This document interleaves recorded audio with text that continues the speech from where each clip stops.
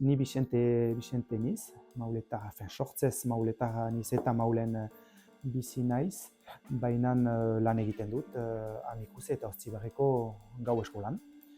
Hasi nintzen 10 hilabetendako behar izan nuen ordezkapen bat egin, eta geroztik ez dakit AEKak adoptatu ninduen, ala nik AEKa adoptatu nuenez, baina 22 urte daramazkit hemen gau eskolan permanente, bai gau eskolan eta bai AEKan.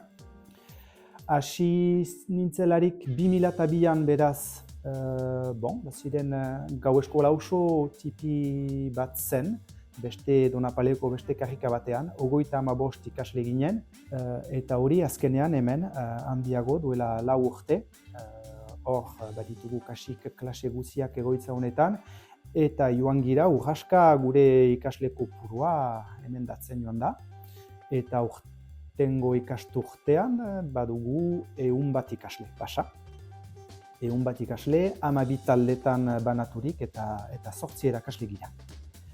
Animazio taldeak ere bai laguntzen gaitu, ikaslek osatzen dute animazio talde hori eta proposatzen dituzte aktibitateak. Harremana izaiteko ere bai, klaseetatik kanpo, bisitetan edo kafe baten aintzinean ere bai, baina euskararen praktika bultzatzeko. Dener zabalira, helburu bakar batekin euskaraz mintzatzea ikasleak helduen einean, baina lehen urrats hori gainditzea bizian eta ez beti gure gau eskolan gurekin zen, eta gurekin ez dute bat ere lotsarik esiatzea, baina hori behar dute urrats hori eman bizian gero euskaraz mintzatzeko. Beraz, Amikuzeko gau eskola deitzen dugu, nik konsideratzen dut arnas gune bat bezala, nun eta ikasleak etortzen dira, konfientzia dute gurekin eta euskaraz mintzatzeko.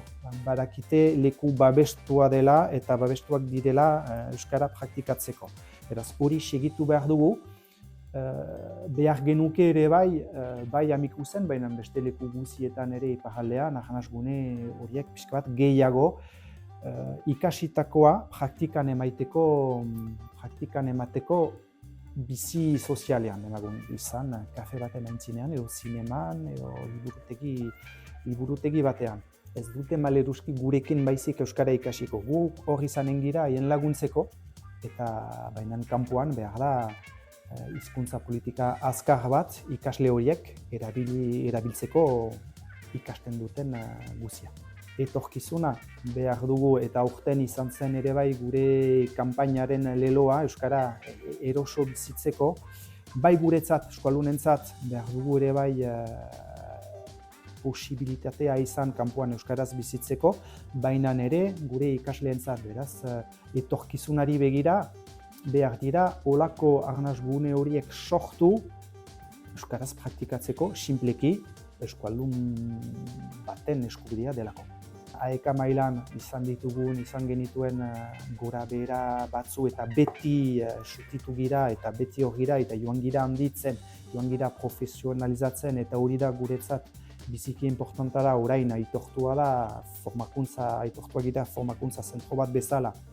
Naiz eta ez dugun sekulan ahantzi gure AEK nor giren, nuntik etortzen giren, baina formakuntza zentro bat gira, argi eta garbi, eta etorkizuna positibo izaiteko seinalerik ez da. Baina gu hor izanen gira seinale horiek positibora eramaiteko.